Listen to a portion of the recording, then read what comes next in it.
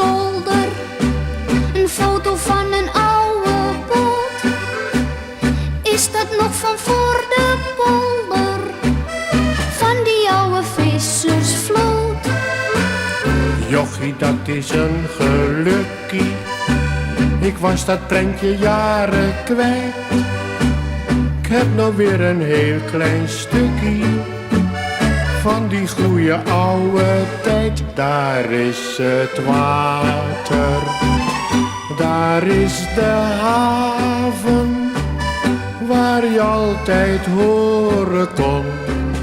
We gaan aan boord, de voerman laat er nou paarden draven.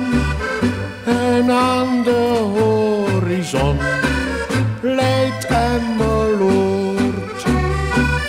Eens ging de zee hier tekeer, maar die tijd komt niet weer. Zuiderzee heet nou IJsselmeer. Een tractor gaat er nou greppels graven.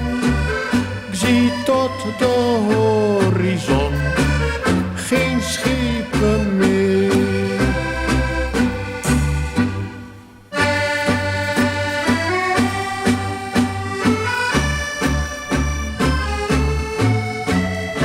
Kijk, die jongeman ben ik.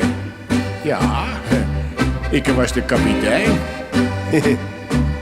Hier oh. En die grote dikke, ja, dat moet malle Jaapie zijn. Opa en die blonde jongen, vooraan bij de fokkenschoot. Opa, zeg nou wat. Die jongen is je ome, die is dood in te diepe water.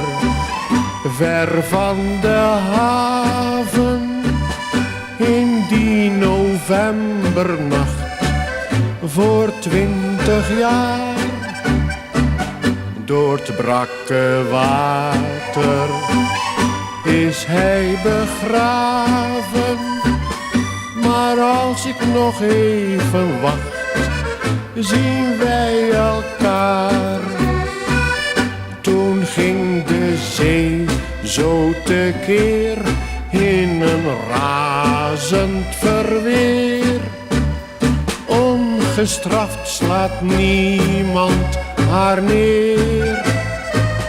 Waar eens de golven het land bedolven, golft nou een halve zee